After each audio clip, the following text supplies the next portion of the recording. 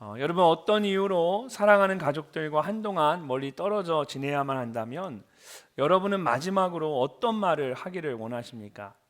저와 제 아내가 자녀들과 함께 미국에서 살다가 이제 한국에 완전히 들어오게 되었을 때에 당시에 대학교, 고등학교, 중학교에 다니고 있는 세 자녀들을 그곳에 이제 두고 와야만 했습니다. 그래서 미국에서 마지막 날 밤에 이 세 자녀들과 함께 앉아서 마지막으로 이야기를 나누게 되었습니다. 그때 저와 제 아내가 세 자녀들에게 가장 중요하게 했던 말이 신앙생활을 잘하는 것에 대한 것이었습니다. 어떤 일이 있어도 주일은 꼭 지켜야 한다.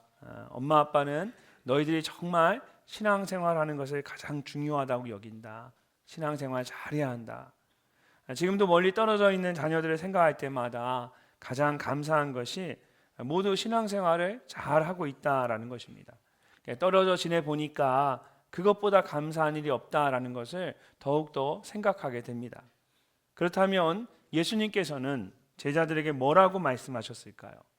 오늘 말씀은 예수님께서 유월절 전에 제자들과 함께 유월절 만찬을 나누시고 마지막으로 하신 말씀입니다. 이제 예수님께서는 잠시 후에 제자였던 가룟 유다의 배신으로 유대 군인들에게 붙잡혀서 끌려가게 되실 것입니다. 그리고 내일이면 유대 총독인 빌라도에게 신문을 당하신 후에 십자가에 못 박혀 죽임을 당하게 되실 것입니다. 예수님께서는 앞으로 일어날 이런 일들에 대해 누구보다도 잘 알고 계셨습니다. 그래서 제자들과 유월절 식사를 함께 나눈 후에 마지막으로 그들에게 꼭 하고 싶은 말씀을 하셨습니다. 33절을 보면 예수님께서 자신의 제자들을 작은 자들아 라고 부르십니다. 헬라어로 보면 이 말은 자녀들아 라는 아주 사랑스러운 호칭입니다. 그래서 공동번역 성경은 그런 예수님의 마음을 담아서 나의 사랑하는 제자들아 이렇게 번역을 하고 있습니다. 예수님께서 사랑하는 마음으로 제자들을 부르셨습니다. 그리고 이제 잠시 후면 그들이 찾아도 찾을 수 없는 곳으로 자신이 떠나게 될 것을 말씀하셨습니다. 그리고는 이 땅에 홀로 남게 될 제자들에게 이렇게 권면을 하셨습니다. 새 계명을 너에게 주노니 서로 사랑하라. 내가 너희를 사랑한 것 같이 너희도 사랑하라. 예수님께서 제자들에게 서로 사랑하라고 말씀하셨습니다. 홀로 남게 될 제자들에게 그것이 가장 중요하다라고 생각하셨던 것입니다. 사실 이것은 이미 제자들이 잘 알고 있는 말씀입니다. 예수님께서 말씀하시기 이전부터 구약의 율법으로 강조되어 오던 중요한 계명이었기 때문입니다. 레위기 19장 18절을 보면 성경이 이렇게 말씀하고 있습니다. 원수를 갚지 말며 동포를 원망하지 말며 내 이웃 사랑하기를 내 자신과 같이 사랑하라. 나는 여호와이니라. 당시 유대인이라면 누구나 잘 알고 있는 이 서로 사랑하라는 아주 당연한 말씀을 예수님께서 하신 것입니다. 그러면서 새 계명을 너에게 주노니라고 말씀하셨습니다. 누구나 잘 알고 있는 구약의 계명을 예수님께서는 왜 새로운 계명이라고 말씀하시는 것일까요? 그것은 바로 뒤에 나오는 말씀 때문입니다. 내가 너희를 사랑한 것 같이 너희도 서로 사랑하라. 누구나 잘 알고 있는 서로 사랑하라는 이 말씀이 새로운 계명인 것은 더 이상 전통을 따라 사랑하는 것이 아니라 예수님께서 우리를 사랑하신 것 같이 사랑하는 것이기 때문입니다. 그렇다면 예수님께서 우리를 사랑하신 것처럼 우리가 서로를 사랑하는 것은 어떻게 사랑하는 것일까요? 특별히 이번 한 주간이 우리 늘사랑 공동체에게는 예수님께서 말씀하신 것처럼 서로 사랑하는 늘사랑 나눔 주간입니다. 근데 우리가 어떻게 사랑하는 것이 예수님께서 말씀하신 대로 사랑하는 것일까요? 먼저 예수님께서 우리를 사랑하신 것처럼 서로를 사랑하는 것은 하나님을 영화롭게 하는 것입니다. 하나님을 영화롭게 하는 것. 조금 뜬금없는 말인 것 같지만 여러분, 예수님께서 우리를 사랑하신 것은 그가 먼저 하나님을 사랑하셨기 때문입니다. 하나님에 대한 그 사랑의 마음으로 우리를 사랑하신 것입니다. 복음서를 보면 어떤 사람이 예수님께 찾아와서 어떤 계명이 가장 큰 계명입니까? 라고 물었습니다. 그랬더니 예수님께서 그에게 이렇게 말씀하셨습니다. 예수께서 이르시되 내 마음을 다하고 목숨을 다하고 뜻을 다하여 주 너의 하나님을 사랑하라 하셨으니 이것이 크고 첫째 되는 계명이요 둘째도 그와 같으니 내 이웃을 내 자신과 같이 사랑하라 하셨으니 이 두 계명이 온 율법과 선지자의 강령이니라. 예수님께서 구약의 율법에 나오는 대로 하나님을 사랑하라고 말씀하시면서 이것이 크고 첫째 되는 계명이라고 말씀하셨습니다. 근데 바로 이어서 둘째도 그와 같으니 라고 말씀하시면서 내 이웃을 내 자신과 같이 사랑하라고 말씀하십니다. 분명히 첫째 되는 가장 큰 한 가지 계명이 무엇이냐라고 물어봤는데 예수님께서 하나님을 사랑하는 것과 이웃을 사랑하는 것을 모두 말씀하시면서 둘 다 똑같이 가장 큰 계명이라고 말씀하신 것입니다.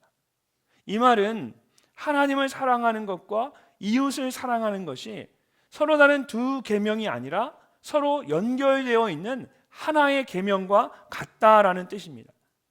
실제로 사람들과의 관계에서 힘들어하는 분들이 조금씩 하나님을 예배하는 예배의 자리에서도 떨어지고 멀어지는 것을 보게 됩니다. 근데 또 어느 순간 힘들었던 사람과의 관계가 해결이 되면, 회복되면 또 자연스럽게 예배의 자리가 회복되는 것도 보게 됩니다. 이처럼 하나님을 사랑하는 것과 사람들을 사랑하는 것이 서로 나뉘어져 있는 것이 아니라 오히려 서로 깊이 연결되어 있는 것을 볼 수가 있습니다. 그래서 사람들과의 관계에 어려움이 있으면 먼저 하나님과의 관계를 점검해 봐야 합니다. 또한 하나님과의 관계에 있어서 어려움이 있으면 반대로 사람들과의 관계를 점검해 봐야 합니다. 그래서 예수님께서 하나님을 사랑하는 것과 이웃을 사랑하는 것을 서로 다른 두 계명이 아니라 하나의 계명으로 말씀하시는 겁니다. 그렇다면 예수님께서 왜 첫째와 둘째라고 하시면서 굳이 하나님을 사랑하는 것을 첫째 되는 계명으로 이웃을 사랑하는 것을 둘째 되는 계명으로 말씀하신 것일까요? 둘 다 똑같이 가장 큰 계명이지만 우선순위에 있어서는 조금 다르기 때문입니다. 먼저 하나님을 사랑하는 것이 되어야만 이웃을 사랑할 수가 있습니다. 하나님을 사랑하지 않으면서 우리가 진심으로 이웃을 사랑하는 것은 불가능하기 때문입니다. 그래서 하나님을 사랑해야 한다는 것을 강조하기 위해서 첫째와 둘째로 구분지어서 말씀하신 것입니다. 오늘 말씀에서도 마찬가지입니다. 예수님께서는 제자들에게 서로 사랑하라고 말씀하시기 전에 먼저 하나님께서 영광을 받으셔야 한다라는 말씀을 하셨습니다. 31절 말씀을 우리 함께 한번 읽어보겠습니다. 그가 나간 후에 예수께서 이르시되 지금 인자가 영광을 받았고 하나님도 인자로 말미암아 영광을 받으셨도다. 아멘. 그가 나간 후에라는 말은 예수님의 제자들 중에 가룟 유다가 나간 것을 말합니다. 본문 말씀 이전에 나오는 말씀을 보면 예수님께서 제자들과 함께 식사를 하다가 너희들 중에 한 사람이 나를 팔리라 말씀하셨는데 그 한 사람이 바로 가룟 유다였습니다. 그가 유대인 종교 지도자들에게 예수님을 팔아넘기기 위해서 나간 후에 예수님께서 그것을 아시고 이제 남은 제자들에게 말씀하신 것입니다. 그래서 지금 인자가 영광을 받았고 하나님도 인자로 말미암아 영광을 받으셨도다라는 말씀은 이제 예수님께서 십자가에 죽임을 당하게 되실 것이라는 뜻입니다. 또한 아직 일어나지는 않았지만 가룟 유다가 그곳을 나감으로써 이미 그 일이 시작되었고 곧 분명하게 일어날 것이기 때문에 마치 이미 일어난 것처럼 영광을 받았고 받으셨도다라고 말씀하고 계신 겁니다. 이처럼 예수님께서는 자신의 죽음으로 하나님께서 영광을 받으실 것이라고 말씀하십니다. 왜 그런 것일까요? 헬라어로 be glorified, 영광을 받는다라는 말은 외적으로 아름답게 빛이 나거나 높아지는 것을 의미하기도 하지만 또한 어떤 일이 목적대로 성취되어지거나 완성되어지는 것을 의미하기도 합니다. 마치 여러분 가을이 무르익으면서 이제 과일 나무마다 추수할 열매들이 주렁주렁 맺혀지게 되면 이 농부가 그것을 보면서 한 해 계획했던 모든 농사가 잘 무르익고 이제 마무리되는 걸 보면서 농부의 얼굴이 환하게 밝아지는 것과 똑같습니다. 하나님께서 하나밖에 없는 아들 예수 그리스도를 이 땅에 보내신 이유는 우리 모두를 대신하여 십자가에 죽으심으로 우리의 모든 죄를 용서해 주시고 우리를 구원하기 위해서입니다. 예수님께서 그런 하나님의 뜻과 계획에 따라서 이 땅에 오셨고 이제 곧 십자가에서 죽임을 당하시게 될 것입니다.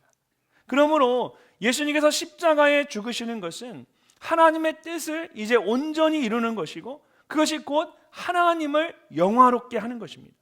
그런 의미에서 가룟 유다가 예수님을 팔아 넘기기 위해 나간 지금 이 순간에 이미 예수님께서 영광을 받으셨고 하나님께서도 예수님을 통하여 영광을 받으셨다라는 것입니다. 우리가 지금까지 나눈 요한복음의 말씀을 보면 예수님의 삶의 목적과 방향은 늘 분명했습니다. 처음 가나 혼인잔치에서 어머니 마리아에게 내 때가 아직 이르지 아니하였나이다 라고 말씀하셨을 때도 하나님께서 영광을 받으시게 될 십자가의 때를 가장 먼저 생각하셨습니다. 또한 마지막으로 유월절을 보내기 위해서 예루살렘에 올라가실 때에도 마찬가지였습니다. 예루살렘에 있는 유대인 종교 지도자들이 자신을 죽이려고 하는 것을 아시면서도 제자들에게 인자가 영광을 얻을 때가 왔도다 라고 말씀하시면서 십자가의 죽음을 향해 나아가셨습니다. 이 모든 일이 하나님의 뜻을 이루는 것이고 그 일을 통하여 하나님께서 영광을 받으실 것을 아셨기 때문입니다. 그리고 무엇보다 이것이 예수님께서 하나님을 사랑하시는 것이었습니다. 하나님의 뜻이 이 땅 가운데 이루어지도록 하는 것이 예수님께서 하나님을 가장 사랑하는 방법이었습니다.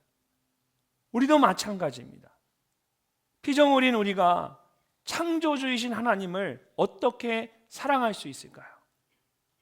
예수님께서 하셨던 것처럼 우리의 삶 가운데 하나님의 뜻이 이루어지도록 하는 것입니다. 나의 가정 안에서, 직장 안에서, 교회 안에서 하나님의 뜻이 무엇인지를 깊이 생각해 보고 그 뜻을 이루며 살아가는 것입니다. 그것이 하나님을 진심으로 사랑하는 것입니다. 여러분의 삶 속에서 지금 하나님께서 여러분에게 가장 원하시는 것이 무엇이라고 생각하십니까? 너희는 이 세대를 본받지 말고 오직 마음을 새롭게 함으로 변화를 받아 하나님의 선하시고 기뻐하시고 온전하신 뜻이 무엇인지를 분별하도록 하라고 말씀하신 것처럼 하나님의 뜻을 잘 분별하는 여러분 모두가 되시기를 바랍니다. 그래서 매일의 삶 속에서 하나님의 뜻을 이루어 드림으로 하나님을 뜨겁게 사랑하고 하나님을 영화롭게 하는 여러분이 되시기를 주님의 이름으로 축복합니다. 두 번째로 우리는 예수님처럼 서로 사랑해야 합니다. 성경이 내 마음을 다하여 목숨을 다하며 힘을 다하며 뜻을 다하며 주 너의 하나님을 사랑하고 또한 내 이웃을 내 몸과 같이 사랑하라고 말씀하신 것처럼 하나님을 사랑한다면 또한 우리가 서로를 사랑할 수 있어야 합니다. 34절 말씀을 함께 읽어보겠습니다. 새 계명을 너희에게 주노니 서로 사랑하라. 내가 너희를 사랑한 것 같이 너희도 서로 사랑하라. 아멘. 예수님께서는 하나님을 사랑하셨습니다. 그리고 하나님을 사랑하는 그 마음으로 또한 제자들을 사랑하셨습니다. 그리고 제자들에게 내가 너희를 사랑한 것 같이 너희도 나를 사랑하라고 말씀하지 않으시고 너희도 서로 사랑하라고 말씀하셨습니다. 이것은 예수님께서 제자들에게 직접 보여주신 동일한 모습이기도 합니다. 바로 앞에 제자들의 발을 직접 씻겨주실 때에도 예수님께서 제자들에게 그렇게 말씀하셨습니다. 내가 주와 또는 선생이 되어 너희의 발을 씻었으니 너희도 나의 발을 씻겨라 라고 말씀하지 않으셨죠. 너희도 서로 발을 씻어주는 것이 옳으니라. 예수님은 제자들의 발을 씻겨주시면서 제자들에게 예수님 자신의 발을 씻어줄 것을 말씀하지 않으셨습니다. 오히려 제자들에게 서로의 발을 씻어주라고 말씀하십니다. 왜냐하면 예수님께는 제자들이 서로의 발을 씻어주는 것이 곧 예수님 자신의 발을 씻어주는 것과 같았기 때문입니다. 이처럼 예수님께서는 제자들을 사랑하시되 그 사랑을 자신이 다시 돌려받는 것이 아니라 그들이 그것을 가지고 서로 사랑하기를 원하셨습니다. 자신이 하나님을 사랑하는 마음으로, 그 마음으로 제자들을 더욱 사랑하셨던 것처럼 이제 제자들도 예수님을 정말 사랑하는 그 마음으로 서로를 사랑하기를 원하셨던 것입니다. 그렇다면 우리가 예수님을 얼마나 사랑하는지를 어떻게 알 수가 있겠습니까? 우리가 서로를 얼마나 사랑하는지를 보면 알 수가 있습니다. 우리가 예수님을 사랑하는 만큼 또한 서로를 사랑할 수 있기 때문입니다. 그래서 그 다음 35절을 보면 예수님께서 이렇게 말씀하십니다. 너희가 서로 사랑하면 이로써 모든 사람이 너희가 내 제자인 줄 알리라. 당시의 유대인들은 서서 손을 들고 하늘을 향해 기도하는 이런 종교적인 행동이나 그들만의 전통적인 복장과 할례와 같은 의식을 통해서 세상 사람들과 자신들을 구분지었습니다. 근데 예수님께서 새로운 기준을 제시하신 것입니다. 그것은 예수님께서 그들을 사랑하셨던 것처럼 서로를 사랑하는 것입니다. 그러면 사람들이 예수님의 제자인 것을 알 것이라고 말씀하십니다. 여기서 알리라는 말은 이 말씀을 하실 때 예수님께서 지식적으로 아는 것이 아니라 관찰과 경험을 통하여 깊이 제대로 아는 것을 의미하는 기노스코라는 헬라어 동사를 사용하셨습니다. 근데 특별히 이 단어를 사용하실 때에 헬라어로 중간태라는 형태의 동사와 미래 시제를 사용하셨습니다. 왜 그러셨을까요?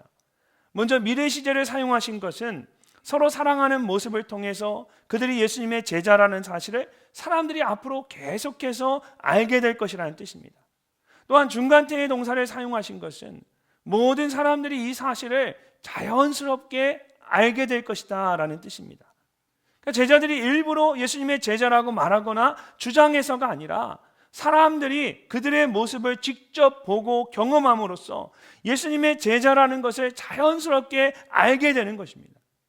예수님께서 우리를 사랑하신 것 같이 우리가 서로 사랑하라는 것은, 사랑하는 것에는 이런 의미들이 담겨져 있습니다. 이번 한 주간 새벽마다 여러 성도님들의 기도의 제목을 가지고 기도하는데 목장을 섬기는 목자님들의 기도의 제목들이 많았습니다.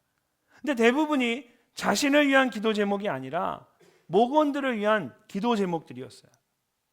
여러분, 우리가 누군가를 사랑한다고 할 때 가장 중요한 것이 그 사람을 위해 기도하는 것인데 목자님들의 기도의 제목을 보면서 그런 진실한 마음을 느낄 수가 있었습니다. 그러면서 너희가 서로 사랑하면 이로써 모든 사람이 너희가 내 제자인 줄 알리라고 말씀하신 그 예수님의 말씀이 바로 이런 것이구나. 이렇게 기도하는 걸 보니까 이분들이 정말 목자구나. 목자니까 이렇게 기도할 수 있는 거구나. 그 기도 제목을 보면서 예수님의 말씀이 너희가 내 제자인 걸 안다라는 말씀이 사람들이 알게 된다는 말씀이 바로 이런 의미구나 라는 것을 깨닫게 되었어요. 사랑하는 성도 여러분, 예수님처럼 사랑하는 것은 예수님께서 하나님을 사랑하는 그 마음으로 제자들을 사랑하셨던 것처럼 우리도 예수님을 사랑하는 그 마음으로 서로를 사랑하는 것입니다. 또한 예수님께서 말로만 사랑하지 않으시고 직접 제자들의 발을 씻겨주며 사랑하셨던 것처럼 우리도 말로만 사랑하는 것이 아니라 행함과 진실함으로 서로를 사랑하는 것입니다. 오늘부터 이번 한 주간은 매년 저희 늘사랑 공동체가 예수님의 사랑으로 이웃을 돌아보고 사랑을 나누는 늘사랑 나눔 주간입니다. 오늘 오후에는 대전역 근처에 있는 노숙인 지원센터에 직접 찾아가서 이제 의료봉사와 미용봉사로 소외된 이웃들을 섬기고 예수님의 사랑을 전하는 홈리스 사랑 나눔이 있습니다. 또 이번 수요일 저녁에는 이웃사랑의 마음을 깊이 생각해보는 사랑 나눔 예배로 드려지게 됩니다. 특별히 올해는 미혼모 사역을 하고 계시는 러브 더 월드의 대표인 박대원 목사님을 초청해서 우리의 이웃사랑, 우리의 소외된 이웃들을 돌아보는 이웃사랑에 대한 아주 귀한 말씀과 간증을 함께 나누게 됩니다. 금요일 저녁에는 사랑의 학교의 올림합창단을 중심으로 준비한 사랑의 음악회가 있습니다. 매주 수요일 저녁마다 이 사랑의 학교 목자님들과 학생들이 함께 모여서 열심히 이 음악회를 준비를 했습니다. 또 우리 같은 마음 목장의 성도님들, 식구들과 우리 성도님들이 함께 모여 준비한 또 특별한 순서도 있습니다. 어떻게 보면 세상 음악회에 비해서는 조금 서툴 수 있고 또 그런 아주 잘 정돈된 분위기는 아닐 수가 있습니다. 그런데 여러분, 우리가 그 음악회에 같이 나와서 그 자리에 함께하면 우리 안에 사랑이 풍성해질 뿐만 아니라 정말 사랑의 학교 그 아이들과 가족들, 그리고 같은 마음 목장 식구들 모두가 얼마나 큰 격려와 위로를 받겠습니까? 우리가 그냥 말로만 사랑하는 것이 아니라 사실 그 자리에 함께 해주는 것 그 하나만으로도 그것이 바로 우리가 사랑하는 것이죠. 마지막으로 토요일 오전에는 유성구청과 협력해서 사랑이 필요한 우리 지역사회 이웃들에게 예수님의 사랑을 직접 전하는 사랑의 택배가 있습니다. 올해로 20년째 참 이 귀한 사역을 하게 하신 하나님이 얼마나 감사한지 모릅니다. 올해는 이 지역 안에 있는 350여 가정에게 이 사랑의 택배를 준비해서 직접 우리가 전달하려고 합니다. 여러분 함께 오셔서 같이 이 귀한 일에 동참하고 우리가 말로만 사랑하는 것이 아니라 정말 우리가 예수님을 사랑한다면 예수님을 사랑하는 그 마음으로 우리의 이웃을 사랑하고 그 직접 행함으로 그 사랑을 나누는 여러분이 되시기를 바랍니다. 사랑하는 성도 여러분, 서로 사랑하라는 예수님의 말씀처럼 이번 한 주 이 늘사랑 나눔 주간에 준비된 여러 사역들과 또 예배들 가운데 여러분 모두 함께 정말 참여하실 수 있기를 바랍니다. 말과 혀로만 사랑하는 것이 아니라 예수님께서 우리를 사랑하셨던 것처럼 정말 행함과 진실함으로 예수님을 사랑하는 그 마음으로 사랑하는 여러분이 되시기를 주님의 이름으로 축복합니다. 마지막으로 예수님께서 우리를 사랑하신 것처럼 서로를 사랑하기 위해서는 성령님의 도우심을 간구해야 합니다. 36절을 보면 예수님께서 제자들에게 서로 사랑하라고 말씀하시는데 갑자기 베드로가 질문을 합니다. 시몬 베드로가 이르되 주여 어디로 가시나이까? 예수께서 대답하시되 내가 가는 곳에 내가 지금은 따라올 수 없으나 후에는 따라오리라. 예수님께서는 이제 십자가를 지고 죽음의 자리로 나아가실 것입니다. 그것은 하나님의 아들이신 예수님만이 가실 수 있는 곳입니다. 그래서 방금 제자들에게 너희가 나를 찾을 것이나 내가 가는 곳에 올 수 없다라고 말씀하셨던 겁니다. 그런데 이 성격 급한 베드로가 예수님의 말씀을 전부 이해하지 못하고 주여 어디로 가시나이까? 라고 물었습니다. 예수님께서 사랑의 마음으로 지금은 따라올 수 없지만 나중에 내가 따라올 수 있다, 따라올 거다 이렇게 말씀해 주셨습니다. 그래서 베드로가 항변하듯이 다시 묻습니다. 37절 말씀을 함께 읽어보도록 하겠습니다. 베드로가 이르되 주여 내가 지금은 어찌하여 따라갈 수 없나이까? 주를 위하여 내 목숨을 버리겠나이다. 아멘. 그럼 우리가 가진 한글 성경으로 보면 예수님께서 방금 전에 내가 지금은 따라올 수 없다라고 말씀하신 것과 베드로가 내가 지금은 어찌하여 따라갈 수 없나이까? 라는 말이 서로 같은 뜻인 것 같아 보이지만 사실은 그렇지 않습니다. 베드로가 내가 지금은 어찌하여 따라갈 수 없나이까? 라고 말할 때 그 지금은 예수님께서 말씀하신 지금보다 훨씬 더 강조된 표현입니다. 여기에는 당장, 즉시라는 의미가 담겨 있습니다. 그래서 NASB 같은 영어 성경을 보면 이 베드로의 말을 지금 now라고 하지 않고 지금 당장이라는 뜻으로 right now라고 번역을 했습니다. 예수님께서 베드로에게 지금은 아니지만 나중에는 따라올 수 있을 것이다 라고 말씀하셨는데 베드로가 그런 예수님께 나중에는 되는데 왜 지금 당장은 안 되는 것입니까? 라고 반문하고 있는 겁니다. 그러면서 주를 위하여 내 목숨을 버리겠습니다 라고 말합니다. 이런 베드로의 고백이 성숙하지 못한 것처럼 보일 수 있습니다. 그러나 지금 이 순간 주를 위하여 내 목숨을 버리겠다라는 베드로의 고백과 다짐은 진심이었을 겁니다. 하지만 안타깝게도 이런 고백과 다짐이 실제로 우리를 그렇게 살아가도록 만들어주는 것은 아닙니다. 여러분 잘 생각해 보세요. 우리 안에는 어쩔 수 없는 인간적인 연약함이 있습니다. 그래서 로마서 7장을 보면 사도 바울이 깊은 고민과 갈등 가운데 내가 행하는 것을 내가 알지 못하노니 곧 내가 원하는 것은 행하지 아니하고 도리어 미워하는 것을 행함이라고 고백을 합니다. 우리가 뜨겁게 하나님을 찬양하고 기도하지만 그렇다고 해서 그것이 우리를 지금 당장 그런 사람이 되게 하지는 않습니다. 심지어 이런 모든 것을 다 알고 있고 또 누군가를 가르치고 있다 해도 그렇다고 해서 그런 사람으로 우리가 살아갈 수 있다는 것은 아닙니다. 그렇기 때문에 사도 바울처럼 우리의 인간적인 연약함을 잘 알아야 합니다. 그리고 우리의 고백이나 다짐에 스스로 속지 말아야 합니다. 마지막 38절 말씀을 보면 예수님께서 베드로가 했던 말을 가지고 그가 얼마나 어리석은지를 가르쳐 주십니다. 예수께서 대답하시되 내가 나를 위하여 내 목숨을 버리겠느냐? 내가 진실로 진실로 내게 이르노니 닭 울기 전에 내가 3번 나를 부인하리라. 예수님께서는 베드로가 방금 한 말을 그대로 반복하시면서 그것이 얼마나 지키고 힘든 말인지를 가르쳐 주셨습니다. 그러면서 베드로 스스로 그 말의 의미를 그냥 내뱉는 것이 아니라 정말 깊이 생각해 보기를 원하신 겁니다. 베드로가 가지고 있는 믿음의 수준으로는 지금 당장에 예수님을 위해 목숨을 버리는 것이 아니라 오히려 닭이 울기 전에 예수님을 3번이나 부인할 수 정도까지 되지 않았습니다.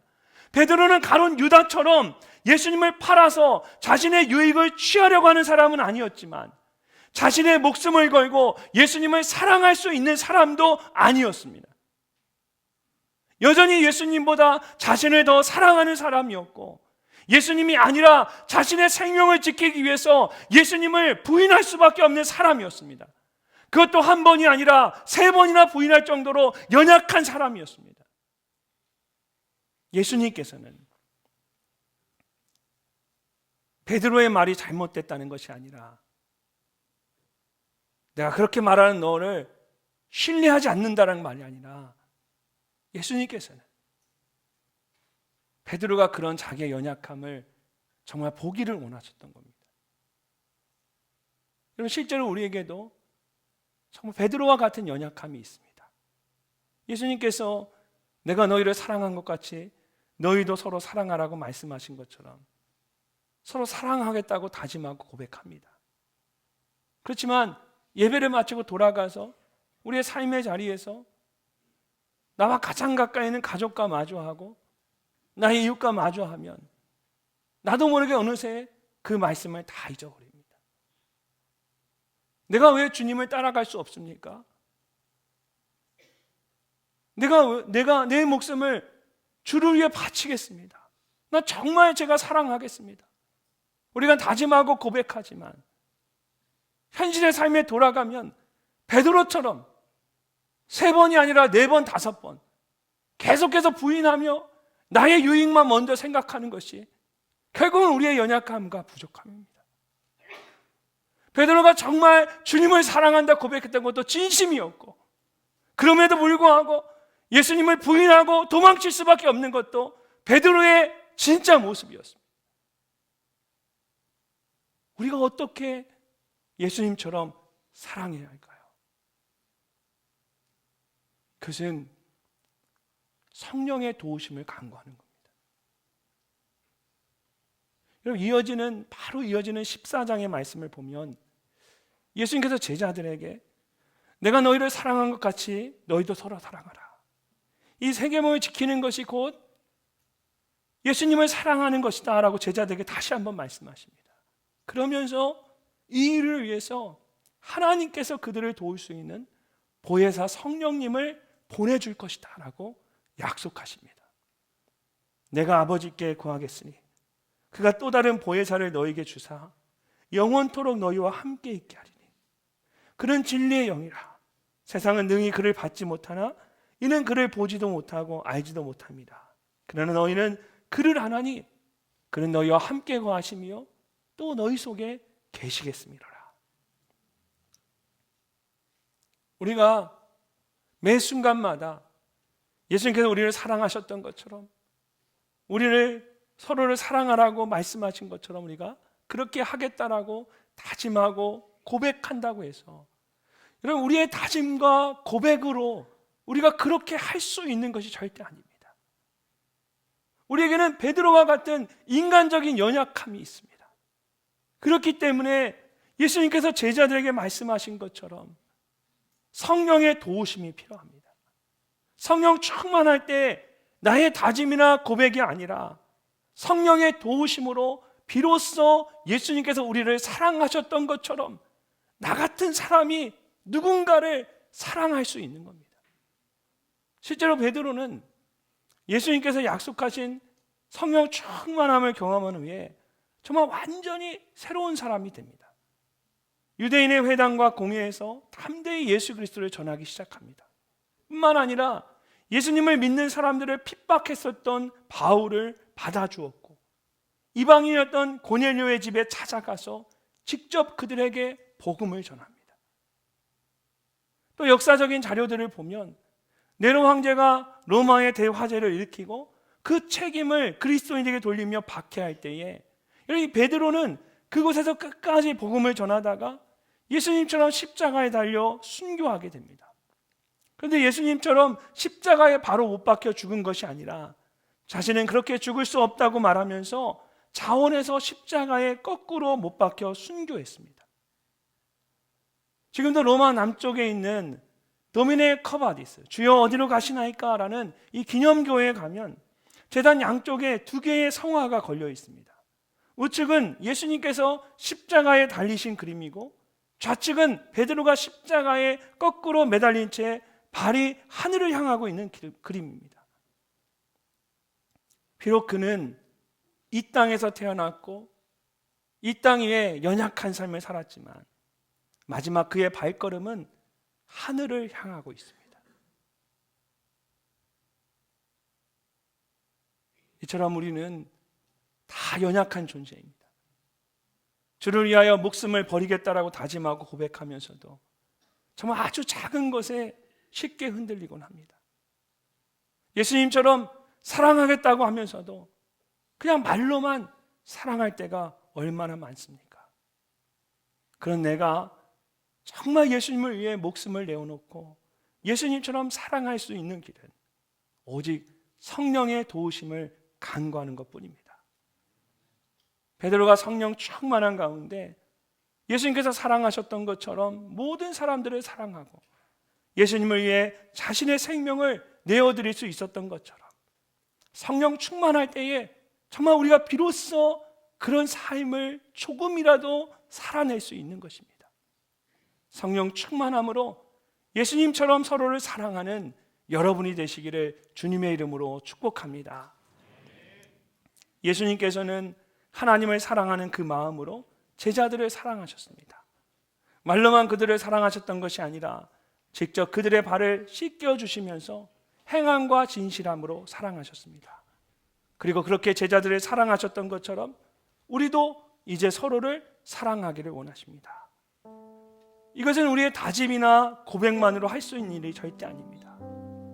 베드로와 제자들이 보여주는 것처럼 성령의 도우심이 있어야만 할 수 있는 일입니다. 늘사랑 나눔 주간인 이번 한 주간 성령의 도우심을 따라 겸손하게 쓰임받는 우리 모두가 되기를 소망합니다. 예수님께서 우리를 사랑하셨던 것처럼 서로를 사랑하는 늘사랑의 모든 가족들이 되시기를 주님의 이름으로 축복합니다.